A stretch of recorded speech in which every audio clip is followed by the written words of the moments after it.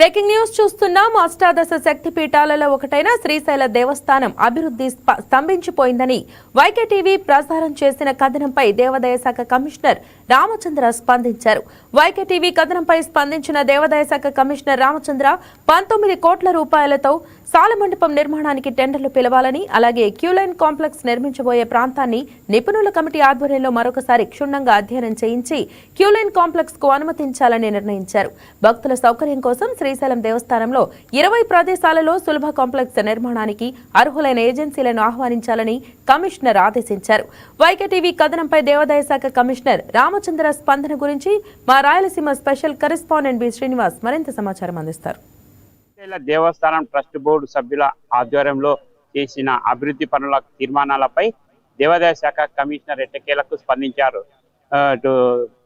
Srisailam trust board సభ్యుల ఆధ్వర్యంలో ఇప్పటి వరకు 6 సమావేశాలు జరిగాయి. ఈ 6 సమావేశాలలో దాదాపుగా 250కి పైగా అంశాలను చర్చించి ఆ పనులను ఆమోదించేందుకు తీర్మానం చేసి వాటిని తీర్మానాలను అనుమతించాల్సిందిగా దేవాదాయ శాఖ కమిషనర్ కు పంపడం జరిగింది. అయితే ఈ శ్రీశైల దేవస్థానం అభివృద్ధి కోసం చేసిన తీర్మానాలను అనుమతించడంలో దేవాదాయ శాఖ కొంత తీవ్ర జాప్యానికి గురి చేస్తుందన్న వాస్తవాన్ని వైకేటీవీ వెలుగులోకి తీసుకురావడంతో దేవాదాయ శాఖ కమిషనర్ రామచంద్రన్ స్పందించారు. శ్రీశైల క్షేత్రంలో చేపట్టబోయే పనులపై ఒక 3 పనులకు సంబంధించి ఆయన అనుమతించడం జరిగింది. ఈ పనులకు సంబంధించి గతంలో ట్రస్ట్ బోర్డు సభ్యుల ఆధ్వర్యంలో ఈ పనులకు సంబంధించి తీర్మానం చేసి వాటి ఆమోదించి వాటి పనులను అనుమతించాలని దేవాదాయ శాఖ కమిషనర్ కోరడం జరిగింది. వాటిలో ఒక 3 అంశాలను ప్రస్తుతం ఆయన దేవాదాయ శాఖ కమిషనర్ అనుమతించారు. వాటిని పరిశీలిస్తే ఒకటి సాలు మండపం. శ్రీశైల దేవస్థానంలో దాదాపుగా 19 కోట్ల రూపాయలతో సాలు మండపం నిర్మాణానికి అతి త్వరలోనే టెండర్లు పిలిచేందుకు దేవాదాయ శాఖ కమిషనర్ అనుమతించారు. ఇటు గంగాధర మండపం నుంచి నంది సర్కిల్ వరకు 2 వైపులా రాతి మండపాలతో పాటు ప్రధాన ఎంట్రీ కూడా ఇటు హంపీలో ఉన్నటువంటి రాతి కట్టడాలు యొక్క ముఖద్వారాలు ఎలా ఉంటాయో ఆ టైప్ లో ఈ ముఖద్వారము సాల మండపానికి ముఖద్వారం నిర్మించే దిశగా 19 కోట్ల రూపాయలతో చేపట్టేందుకు టెండర్లను పిలిచేందుకు అనుమతించారు. అదేవిధంగా శ్రీశైల దేవస్థానంలో ఎంతో కాలంగా ఇటు భక్తులను అధికారులను వేధిస్తున్న క్యూలైన్ కాంప్లెక్స్, ఈ క్యూలైన్ కాంప్లెక్స్ కి సంబంధించి ఫైనల్ గా రూపొందించిన ప్రతిపాదనలను ఆమోదించేందుకు ఒక కమిటీని నియమించారు.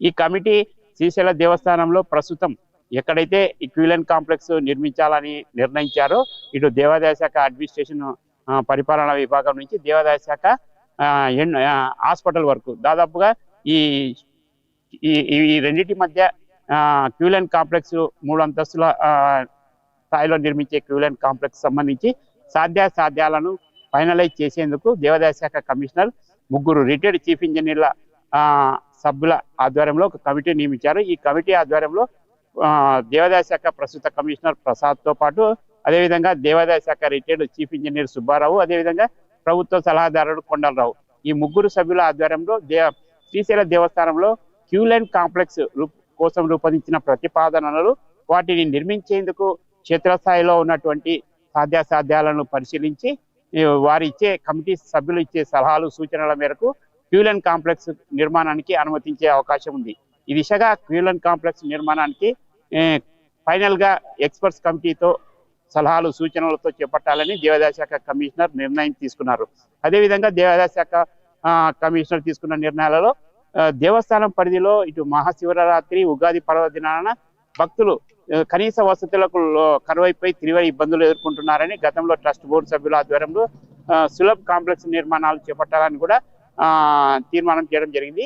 ఈ దాదాపుగా 20 ప్రదేశాలలో సులభ కాంప్లెక్స్ నిర్మాణానికి దేవాదాయ శాఖ అనుమతించారు. వీటిని BOT system, build operate system పద్ధతిన నిర్మాణానికి ముందుకొచ్చే సంస్థలకు దేవస్థానం పరిధిలో భూములను కేటాయించి వాటిని నిర్మించి వారి ప్రైవేట్ వ్యక్తుల ఆధ్వర్యంలోనే నిర్మించి 20 ఏళ్ల పాటు వాళ్ళు నిర్వహణ వారి ఆధ్వర్యంలోనే కొనసాగి ఆ తర్వాత 20 ఏళ్ల తర్వాత దేవస్థానానికి ఆ భవనాలను సులభ కాంప్లెక్స్ లను దేవస్థానానికి అప్పగించేలాగా ఒక తీర్మానం చేయడం జరిగింది. వీటికి కూడా త్వరలోనే అర్హులైన ఏజెన్సీలు రాష్ట్రంలో 2 ఏజెన్సీలు ఉన్నాయి. ఈ 2 ఏజెన్సీలలో ఏదో ఒకటి ఎంపిక చేసి సులభ కాంప్లెక్స్ శ్రీశైల క్షేత్రంలోని వివిధ ప్రాంతాలలో 20 సులభ కాంప్లెక్స్ నిర్మాణానికి కూడా అనుమతించే అవకాశాలు స్పష్టంగా కనిపిస్తున్నాయి.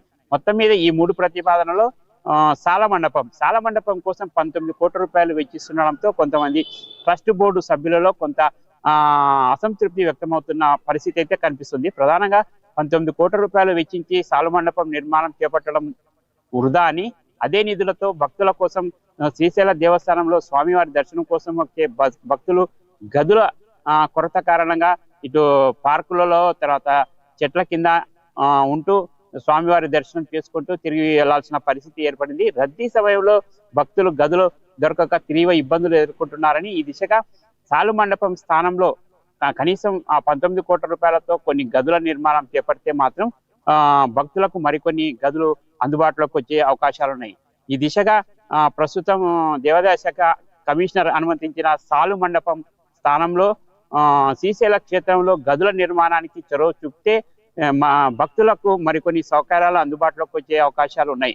ఇటు సాల మండపం నిర్మాణం వలన దేవాలయం యొక్క దేవాలయ పరిసర ప్రాంతాలు ఆకర్షణీయంగా భక్తులను ఆకట్టుకునే దిశగా కోట్ల రూపాయలు వెచ్చించడం కన్నా భక్తులకు శ్రీశైల క్షేత్రానికి వచ్చే భక్తులకు ప్రాధాన్యత ఇవ్వాలని కూడా భక్తుల నుంచి ఇటు హిందూ ధార్మిక సంఘాల నుంచి కూడా డిమాండ్ వినిపిస్తుంది.